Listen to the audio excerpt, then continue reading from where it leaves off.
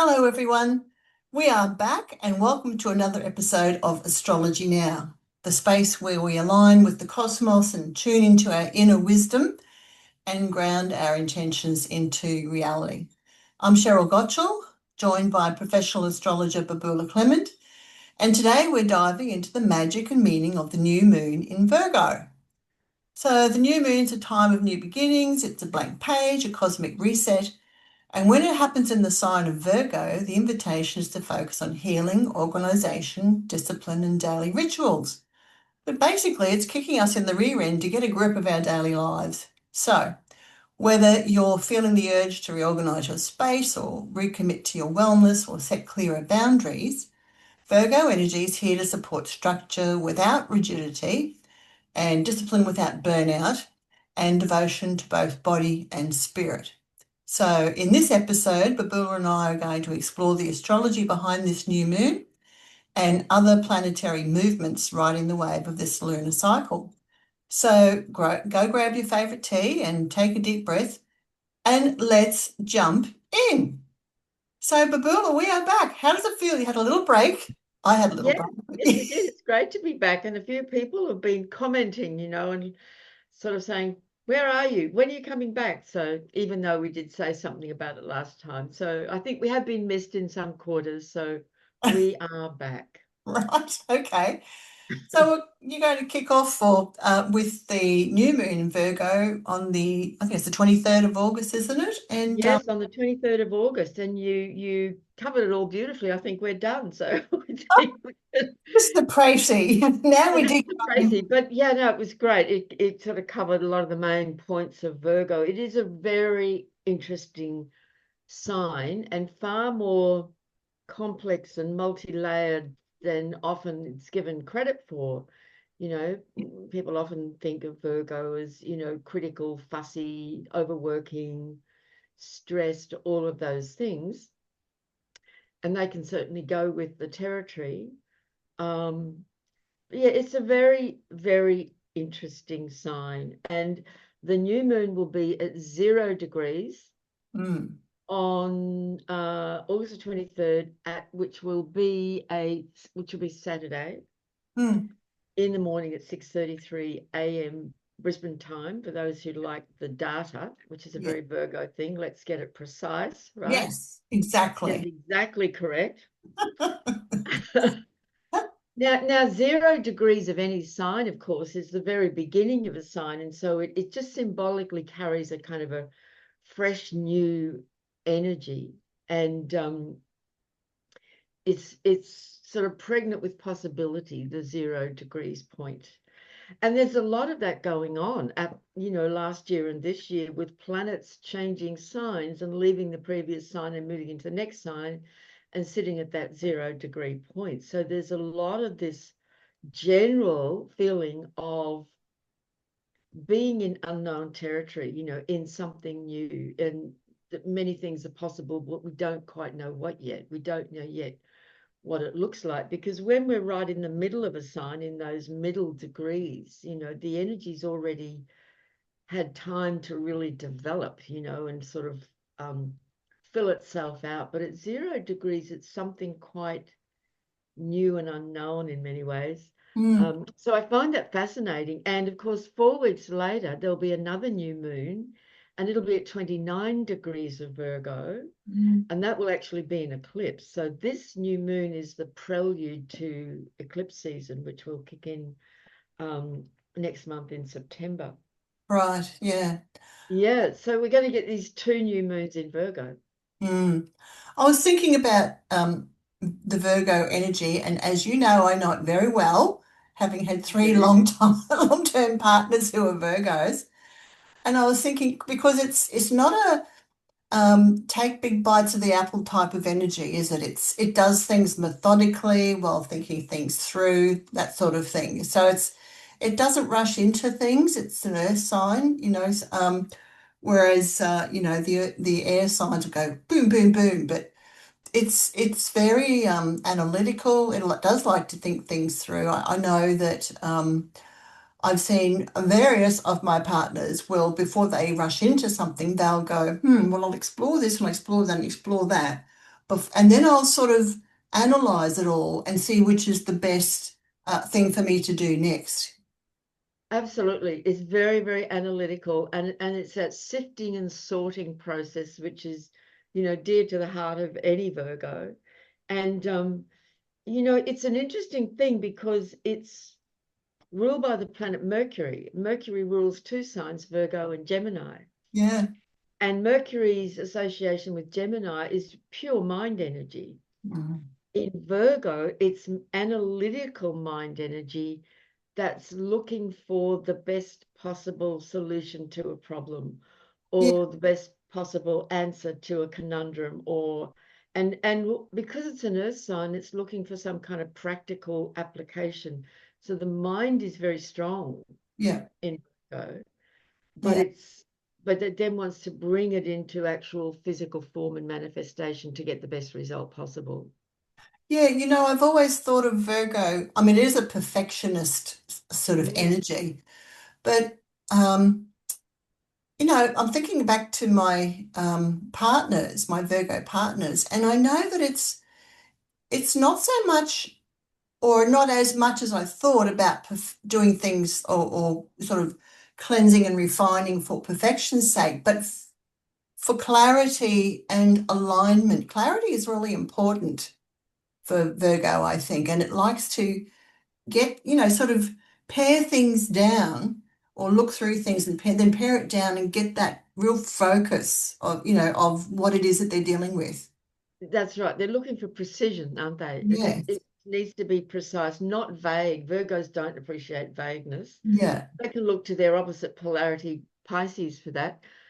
But in in Virgo, we're looking for precision Yeah. and exactness. And a Virgo would never say, "Oh, that'll do. That's good enough," and just walk away. They just wouldn't do that. You think of a tradesperson, like I always say to people, if you're looking for a tradie to do a good job, ask them their date of birth, and you want to find a Virgo or someone with Virgo rising or planets in Virgo, because they will do a good job. They can't not do a good job, and they Mm. will leave the site clean and tidy. Look in their van, all their tools. And now there are exceptions. I have people say, "Oh yes, my son, Mm. my husband, his room's a mess, his car's a mess." But if you watch them in certain areas of their life, they'll be very particular, very precise, very organized. So they're Yeah. not always like that in every aspect of their life. Yeah. Some are. Yeah. And I guess that's why, like my first husband, he was an accountant. So it's being precise with numbers, right? Exactly. Or dentists. They're very precise. My second husband was an engineer, very precise Yeah. with measurements and their understanding of physics and mechanics and how it all fits together and moves things along. Um, so yeah, it's a fascinating thing. And I think also, I think I've read somewhere that policemen often have a strong Virgo placement too. Is that right? Because of detectives, particularly because they're looking for details. That's very interesting. I hadn't come across that idea. Like detective work is often Scorpio, but you're absolutely right about the details. They have to be very observant Yep. to every little piece of information and detail Mm. and observation. Yeah. Very particular. And in Virgo, we notice things that other people would miss. Yeah. Yeah. And And those, years ago, I had a policeman come to me for some hypnosis to improve his ability to see the finer details in his environment because he wanted to do better in his job. And that was sort of, he was a Virgo. That was where I sort of twigged to that idea. And then I looked at other sort of policemen, not that I know a lot, but, like those aspects around them. and yeah, exactly. And you just touched on something there. Not only was he wanting to improve his ability to see details, but he's wanting to do a better job. Yeah. It's through the sign of Virgo that we're always seeking to improve, refine, do something better. Because in certain situations in life, near enough is not good enough. It's just not. Like with an engineer or a builder, like if you don't get it to fit properly, it's just not going to work. Yeah. It just doesn't work, and like a car mechanic, you want a car mechanic who's got a bit of Virgo in them, because they're not going to stop until the job's done properly, and Yeah. if they don't have that Virgo, they just go, oh, that'll do, that's good enough. But Mm. it's never good enough if you're a Virgo. That's the conundrum, isn't And, it? and that can be a downside, because that it's never good enough can lead to a great deal of self-criticism, criticism of others, stress and anxiety and worry. It's hard for people with a lot of Virgo in them to really just relax and go, actually, that is okay, that is good enough. I was thinking about that this morning and I thought because Virgo rules the digestive system too, doesn't it? So when they get stressed, it can affect their abdomen because Yeah, that's where the stress focuses. that's right. It goes straight to the gut and has a huge impact on, everything sort of tightens. That whole area in the body just tightens and clams up. And, so that leads us into the other important area that Virgo is all about, of course, it's health. Mm, And you're right, in the body, medically speaking, Virgo is the digestive system, particularly the small intestine, but the whole digestive system. And so many Virgos I know, in fact, everyone I've ever met in my life, and I know a lot of people in this area who work in any fields of healing, health, or medicine. They're nurses, acupuncturists, herbalists, naturopaths, all those different fields of health. I don't think I've ever seen an exception. They will always have a clear Virgo statement in their chart. mm, The sun, moon, ascendant, a number of planets, because that's just what Virgo is about, essentially. And it's the number one sign we would always associate with health and illness. mm, And there are so many people now who say, and it seems to have become, confirmed from many quarters, that all of our health issues stem from the gut. So we're totally, in Virgo territory. And when we're stressed and anxious, our gut just doesn't function properly. Our digestive process doesn't work properly. mm, And, one of the processes of digestion, when food comes into the stomach, then it goes further through the system, and the system's sorting, isn't it? It's sorting out and refining and processing all of those things so that certain, minerals and various things can go to where they need to go. That's a really important Virgo job. Again, I say to people, if you're running a busy office and need to have someone run your office, get a Virgo. They'll have it working like clockwork yes, exactly. really quickly. So I think on this Virgo new moon, and knowing that the next new moon 4 weeks later will also be in Virgo, at the end of Virgo, we're in a very strong period where what's on offer is a 4 week period where we can really get organized, get focused maybe on our health, on, organizing our house, our office. It depends on what house Virgo sits in your chart, or just getting your thinking clearer and organized, Mm, and making lists and having enough discipline to actually systematically go through it. And just, I often think with Virgo, it's like it's a time to clean things up, just clean up our act in some way, yeah, and to make the most of that energy. Of course, it's also an earth sign which connects it very strongly to nature. And so many Virgos, that I know, and I see this all the time, they just have a love for the natural world, for plants, but also very particularly for animals. It's the yeah, sign, seems to be the number one sign associated with animals. So you and I both have a mutual friend who rescues animals. She has since she was a child, and she's a Virgo. yeah, exactly. Yeah. I, Yeah. I I was also going to add to that because it is the new moon in Virgo and it's about sort of um, improving our daily routines, don't try and do too much, I think, because instead of doing, say, a 1 hour exercise regime, just commit to just a 10-minute morning stretch routine or clear out one drawer or closet in the week, or write a to-don't list of things to stop doing things that drain your energy or focus, because Virgo wants to be, it takes a lot of energy to be focused, to Yeah. to have an intention and to hold an intention. So I think, it's better to just bite off a little bit at a time, which is what Virgo does too, Yeah. works through it methodically. Yeah. That's a very good point, because there is a desire in Virgo for everything to be perfect, in complete order, spotless. And that's just really, for most people with busy, full, demanding lives, on a daily basis, that's a really hard goal to achieve, and will then be a source of distress and anxiety and worry, and a lot of internal pressure.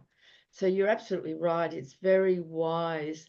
This sign is very prone to stress Mm, and anxiety. It really is, because it's always trying to get everything right.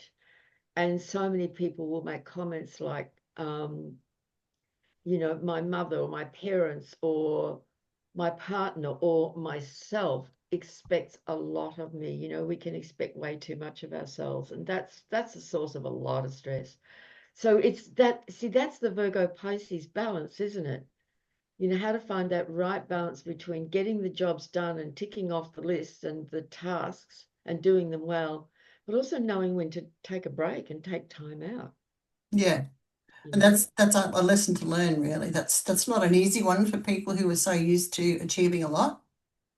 That's right. Mm. That's right. I mean, I have a Virgo South Node. I know this very well. And my South Node's at 0 of Virgo. So this new moon's going to be right on it. So Yeah, once again, I get an opportunity to see that, coming up in me, around that new moon, and to notice that tendency to just try and pack too much into a day. yeah, yeah. Yeah. So there's one more part of Virgo that I wanted to talk about as well, and that's spiritually, because I'm always interested in, the different levels of expression, we could say, of all the signs. And Virgo, at its most exalted and refined and spiritual, Mm, um, is actually an expression of the divine feminine. yeah. And, in a system called esoteric astrology, they say Virgo's ruled by the moon, not Mercury. And that connection is represented, for example, in Christianity anyway, by Mary, the mother, the Virgin Mother. And I have seen in various churches and cathedrals in Britain and Europe, around a statue or a painting of Mary, you'll actually see the symbol for Virgo, because Mm, Virgo means virgin. And mm, virgin doesn't mean not sexual, it means pure, pure, sacred, holy. And there's that sense in Virgo of a strong feeling for the sacredness of the mother, but also for life, for nature. So many Virgos I know have this very strong acute sense of nature and animals being sacred and holy. It's a spiritual connection that they feel for that. yeah, I agree with that. Yeah, Yeah. yeah. And that the body is, it's worth looking after the health of the body, not only because we don't like being sick or in pain, but because it is like a holy vessel, Yeah, for the spirit, for the yeah, soul. exactly. There is that other level of Virgo that I think is really important. And what goes with that as well is that Virgo is a sign of service. So in Virgo, we develop skills and techniques, and then we say, how can I be of service? How can I help you? Because, whether you're a nurse or a healer or a plumber or a builder or an office worker, it's really developing those skills and doing a job really well, Mm, because you naturally, through Virgo, just want to be of service. that's very Yeah, true. Yeah. yeah. And that's part of the spiritual path of Virgo, actually, to be of Mm, service. mm. Yeah. So along Um, with this new moon, we also have another aspect, don't we? It's, I was Yes, reading it square Uranus in Gemini. that's right, because Uranus is at 1 degree and 27 of Gemini. Mm, Exactly. So mm, it's quite a tight square to the new moon. Just pulling my new moon chart out again. So that throws another energy into the mix, yeah, doesn't exactly. it? 'Cause that Uranus and Gemini, that can be really, it can be a bit impatient, actually, with that moon in Virgo. It's like, so we might feel moments of impatience. And scatteredness, because these are two mutable signs, and they're both ruled, Virgo and Gemini, they're both ruled by Mercury. Yeah, So the mind's going to be very, very active. And Uranus, of course, is the great agent of shock, surprises, and changes that come at us out of nowhere, that change everything in the blink of an eye. yeah, So I'm just kind of seeing a scenario in my mind's eye now, someone very diligently going through some analytical process to sort out the files, and then something happens. You get a message and something happens, and you're just thrown completely off course. yeah, yeah. I was just thinking that myself. Interruptions and disruptions. Yes, yeah. Actually, that's something I've noticed too, that Virgo doesn't like to be interrupted. Thank you. No, Yes, don't do that. don't bother me until I've completed my task here. Yes, yeah, Absolutely. yeah, It's a very because it sits across the axis with Pisces, both of these signs, and it's very true of Virgo, and I think a lot of people don't see this about Virgo. Virgo is actually very sensitive. yeah. It's a quiet energy. It comes after Leo. We're coming out of the Leo month of the year, which is, big and bold and bright and fire. And then that's always followed by Virgo, which is more of a quiet, roll up your sleeves and just quietly get on with it. Don't disturb me, just give me space. I'm focusing on what I'm attending to here. Mm. And Uranus is the great disruptor. Yeah, yeah, Yeah. yeah. You thought you had a plan? Check this. Yeah, check this out. And in Gemini, it can be that phone call, that message, that, just something that changes everything. Yeah, so it'd be interesting to watch that and to see how that plays out. But yeah, that's quite a big energy. And of course, Uranus will always send a lot of energy to any planet that it's making Mm, contact, pardon me, contact with. Mm. mm, So then a couple of days later, Venus, who's mm. been in the sign of Cancer, will move into Leo. Yes. And she'll be in Leo for about 3 weeks, which I personally, I don't have it, but I would like to. I think Venus in Leo is quite wonderful, particularly if you're a creative, artistic, expressive kind of person. Yeah, yeah. Yeah. I think it'll sort of, um, because it's Venus, Leo will blaze from the heart, not necessarily from the ego. You know. That's right. Yes. That's right. It's that big sort of warm-hearted. Mm. How some people just really warm and open-hearted, and they greet you with a great big hug Yeah. and a big smile. It's very Venus in Leo kind of Mm. energy. Mm. You Yeah, immediately feel welcome. yeah, Mm. very nice. And if anyone's creative, creatively Virgo is all about the fine detail and the skill Mm. and the technique. Venus and Leo is about just pure expression Yeah. of color and so on. So for anyone who is a creative and does any kind of creative art form, Venus and Leo is a great opportunity, to make the most of that energy. Even expressing ourselves with clothes, wearing bright, colorful clothing can really lift the mood, because Virgos often like black and white, Yeah. right? Because it's just clean and precise. And or just muted earthy colors. They don't go for the flashy, bright, bold Yes. colors the way Leo does. Yes. This I know. color. Yes, yeah. Yeah. You see, Virgo doesn't really want to draw attention to itself like that. Mm. Yeah. Sort of stays in the background, doesn't it? Yeah, it's not really interested in taking center stage. It's just not in its nature. And of course, we can have a mix of those energies. You know, you might have Virgo energy and Leo energy, and you'll notice that sometimes you want to just quietly get on with the job, don't disturb me, and then the other part will come in and be right out there, Yeah, colorful and bold, and yeah. yeah. Now then, on there's a strange dog running past out the window. I've never seen that dog before. Um, on September the 1st, our friend Saturn, who, as we know, made his move into Aries a few months ago and then turned retrograde. Oh, I can't remember the date, roughly a month or so ago. Still in retrograde motion, will actually move back into Pisces. Mm, And we will feel that. We will feel that movement of Saturn moving back into Pisces, that sensitive water sign. And it can be, for some people, it can be as immediate as, oh, what happened to my energy? All of a sudden, you can feel like your energy's just dropped. And it can happen really quickly.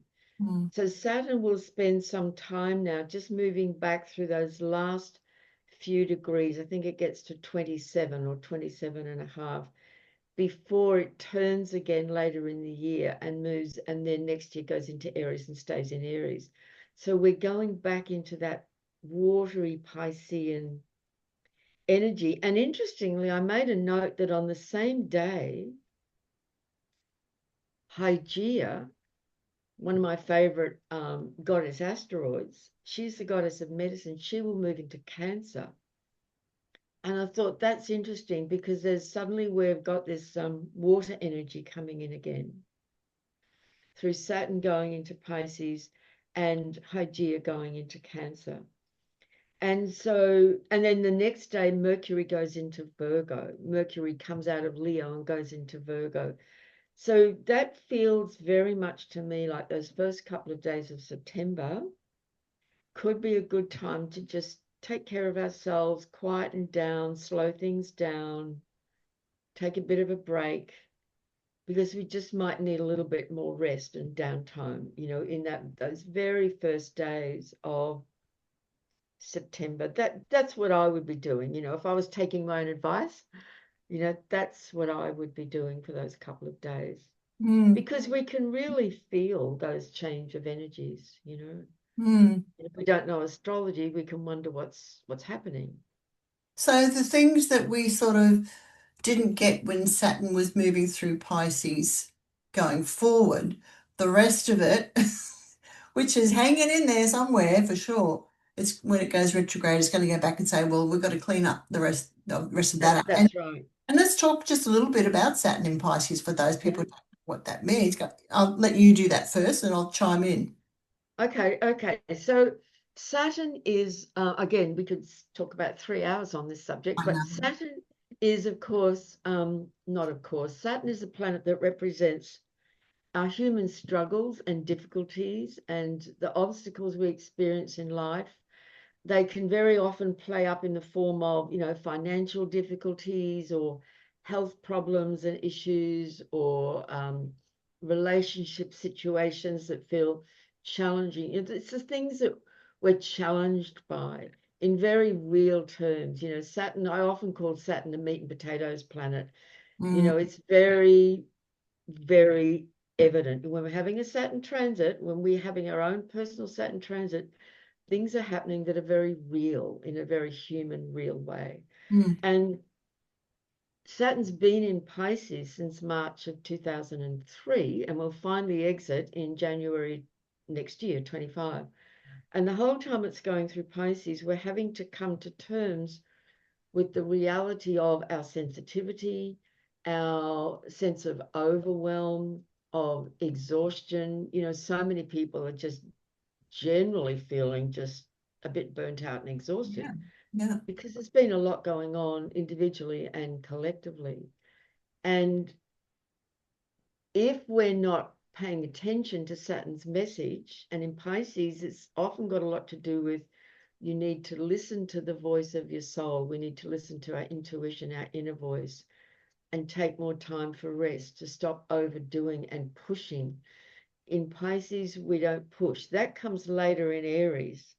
Mm. You know, we can start to really push things forward. We need to wind down in Pisces.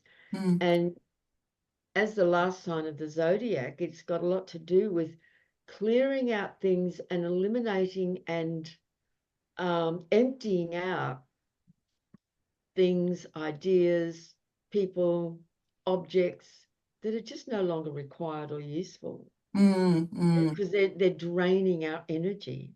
Yeah. Yeah. You know, and Saturn makes it very clear and very evident. He's not messing around. You know, it's not vague. Well, in Pisces it can be a bit vague, but Saturn itself is not vague. You know, it will hit us where it hurts very often. Yes. Yeah. I think of Saturn in Pisces as when I'm at the beach and I'm standing on the water's edge and the waves come in and then the water goes around your feet and what happens is the sand dissolves around your feet and it goes out with the water. So that's sort of analogy for what you were saying. It's about coming in, dissolving those things that aren't necessary, taking it out with the wash, but it comes back in and it keeps, but Saturn's still there, like the beach is still there. Well, actually, Right. after the weather we had earlier this year, there's no beach on the Right. Gold Coast. But um, so it's sort of like this it's a bit of an ebb and flow, but Saturn's Yeah. still there. Yeah. Yeah. Well, Yeah, it is. Yeah. That's beautiful because it is Pisces is very fluid. It is the mm, waters of the oceans, you know, and the ocean's always moving and sometimes it's wild, sometimes it's calm. And at the water's edge where the water meets the land, you know, mm, that's very sad. That's a great image for that.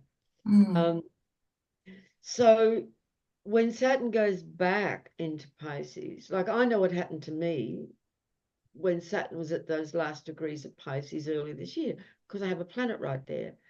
And it really flattened me. And it's not going to be the same for everyone, but I got a very, very strong message out of that. And I'm very aware that he's moving back into that same space. So mm, I'm paying close attention.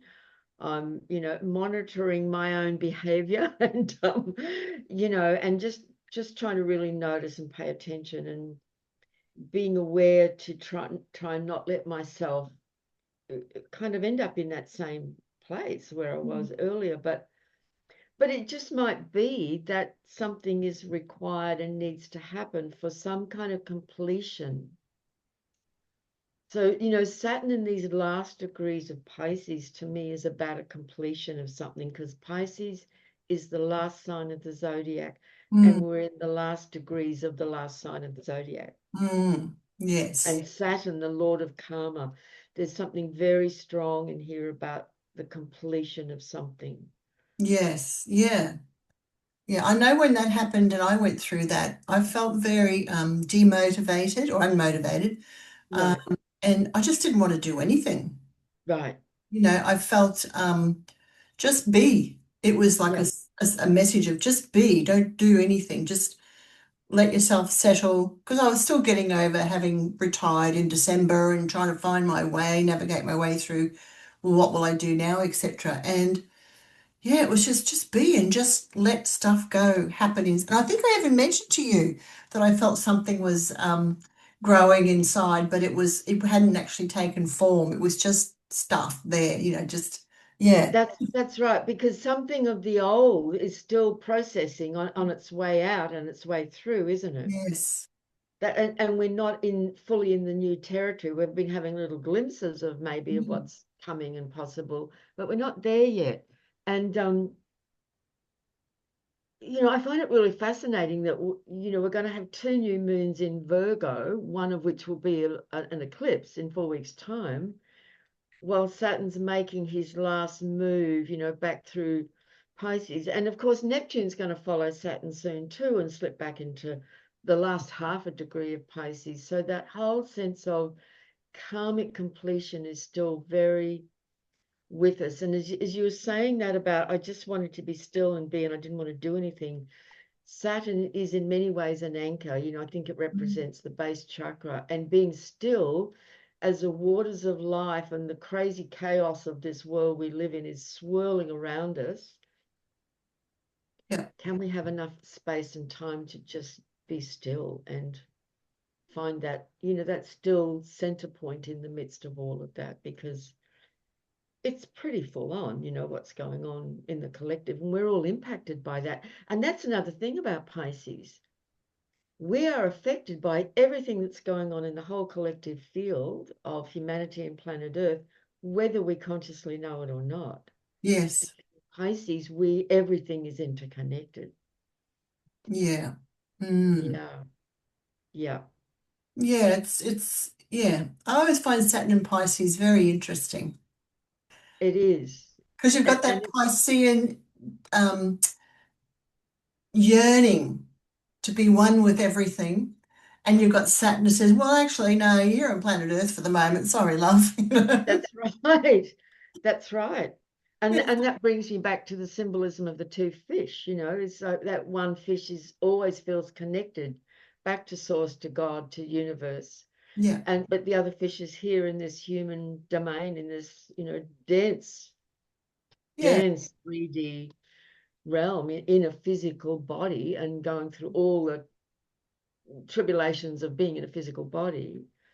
So Yeah. it's that real dual reality, isn't it, in Pisces? It's a balance, isn't it? It's like, Mhm. yes, you can have your head in the clouds, but your feet are on the ground. So Yeah, there's no lift off. I'm sorry. There's the yeah, takeoff, the flight's been cancelled. that's And right. you've got to do the shopping, the washing, get the kids to That's school, right. the mortgage, work, blah, blah, blah. And nobody's going to come and rescue you, Yeah. right? Yeah. And because in Pisces, we actually long to be rescued. Somebody come and save me from all of this. I want out. Yes, we want to escape. But what you were just saying a moment ago brought me back to that image you had of somebody standing at the water's edge, Mm. and that feeling of the sand. It's like you're in Saturn in Pisces, you're standing there in your physical body. You are here present as you, but at the same time, the entire ocean is in front of you. And while you're standing there at the water's edge, you're standing in the ocean, Yeah. but you're still on land. So it's that image again, too, of the duality of it all. And these are big, thorny conundrums for Mm. human beings. I see it all the time in my work. I'm seeing a lot of people these days with planets in Pisces. That's just all the time because they're going through so much, Mm. seeing a lot. And, it's very helpful to have these kinds of conversations with them because it sort of helps to make sense of it all. Mm. Mm. Yeah. This is a conversation I could tell that we could talk about for hours, but I we don't have know. time. No, I know. We're kind of in that realm. Yeah, it's fascinating. Yeah. So September the 2nd, Mercury will go into Virgo. So Mercury will be very happy in Virgo. He gets to be super analytical, coming in behind the sun. Um, so yeah, just go for it. Great. I know I'm always saying this, sorting out files, but it seems endless, the sorting out of files and cupboards and drawers and so on. Yeah. Especially when you live with, family and children. It is endless. Yeah. Um, but yes, I feel the urge coming upon me.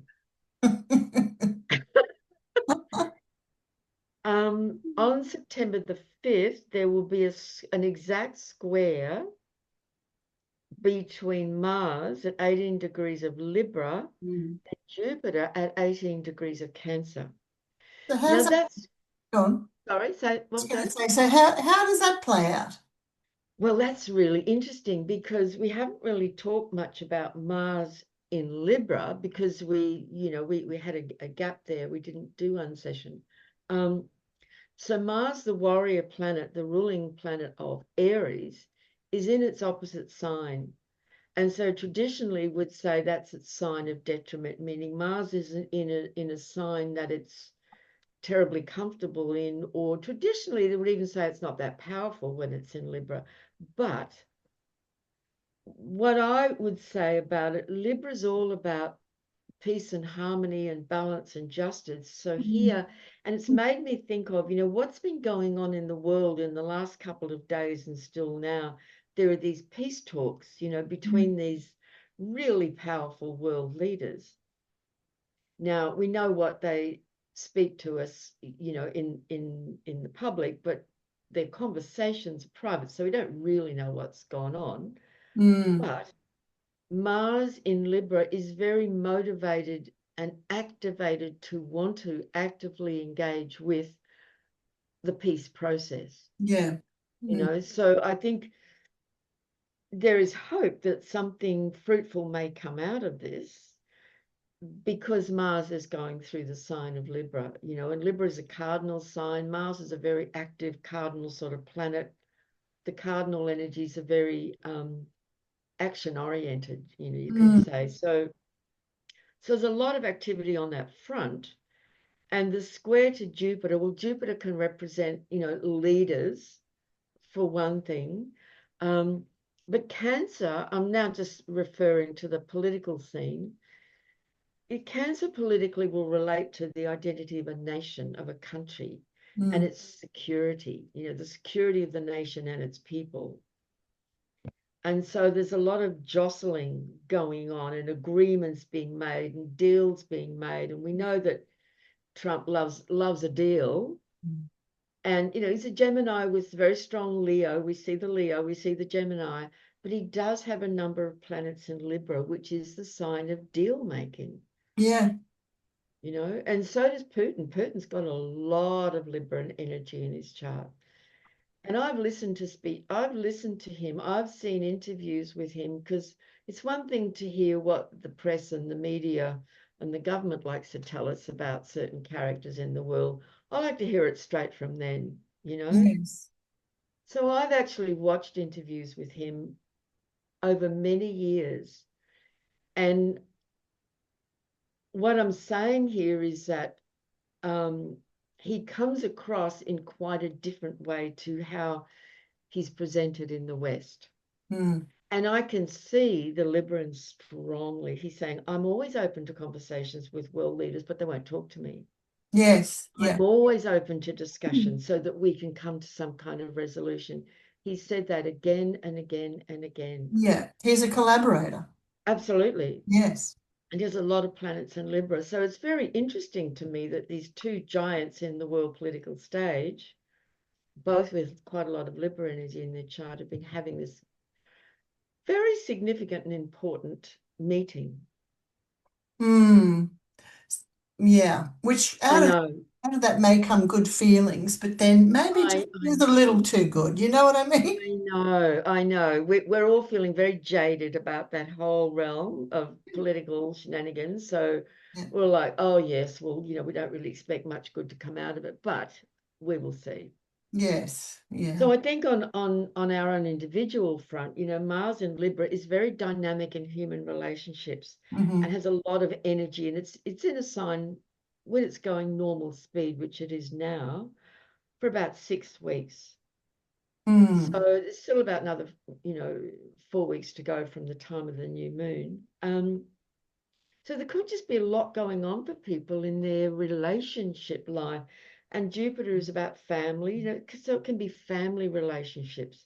For some people, that might include, some strong argy-bargy clashes, arguments, conflicts arising in family dynamics that hopefully there can be some real conversations and resolution. Mm, mm. We'll see. We'll see. I'm Yeah, thinking Mars in Libra, I'm thinking, the rising up of the feminine warrior. That sort of, yeah, yeah, who knows? yeah.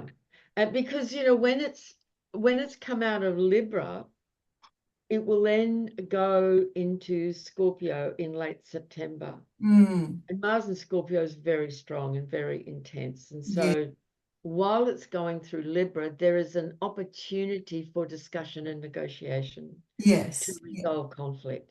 Mm. If conflicts aren't resolved Then, by the end of Mars going through Libra, watch out, because then it's going to go in through Scorpio and start throwing bombs yeah. at the situation and blow things up. I'm Mm. being dramatic, but Well, kind of just that's gives it, the isn't it? flavor of it. Yeah. And those things happen in real life anyway. Yeah. Yeah. Um, So then we have Uranus retrograde in Gemini. Do we that's exactly right. not? Yes. And so that's kind of interesting because on this new moon, we've noted that Uranus is making a very tight square to Mm. the new moon, but it also means that Uranus is actually at the new moon slowing right down, because it's at the new moon, it's 1 degree and 22 minutes. It turns retrograde at 1 degree and 27 minutes, meaning for that whole period of a week or two, Uranus is really not moving, it's stationary. Yeah. And then it begins to turn retrograde on September the 6th. Mm. So when a planet's stationary and the outer planets move so slowly, they're stationary for quite a period, the impact is really quite strong. Mm. So that could mark a period of real instability and big upheavals and surprises and changes that don't have to necessarily be negative. They can also be really positive. Yeah. Uranus is always about change, isn't it? Yeah, It's it can, I think it can, well, in retrograde, it can slow down changes. Or you may want change and get frustrated because it's not happening, or you can experience change that you don't want, or you can feel a bit stuck. yeah. Yeah, so yeah, but it is about change no matter which way you come at it. Yes, and change usually in unexpected ways.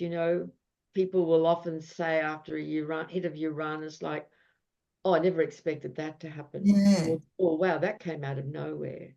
That's Or you change your thinking because it's in exactly, Gemini. You change the way you're thinking about something, looking at something, your perception changes, yeah. exactly. And as you said that, I thought, we might even see a reversal Mm. of information coming out of mainstream media, for example. They might suddenly change their tune or take a different position, and be surprising in that way, Hmm. you know? Yeah, interesting. Well, I will watch that closely because Uranus is about you know who up there.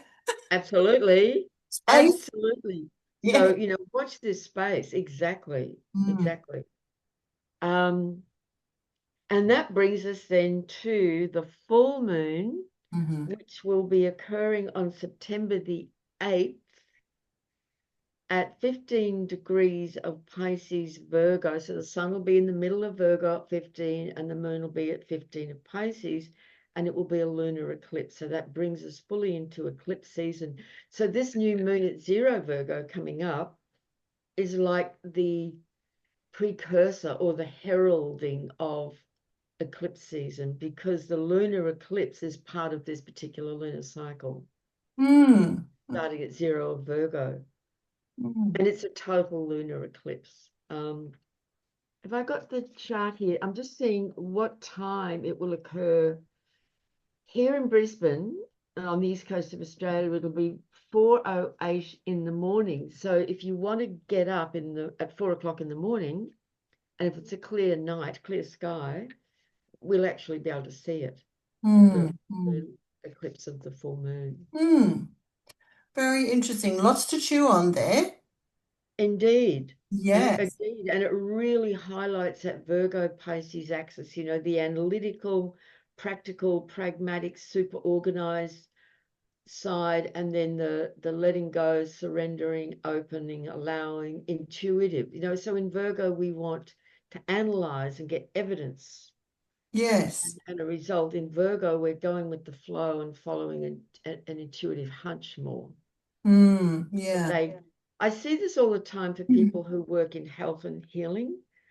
if they've got both those signs strong, and often they do, they're using all their skill and knowledge and technique and experience, but they're also following their intuition very strongly at the same time, Mm.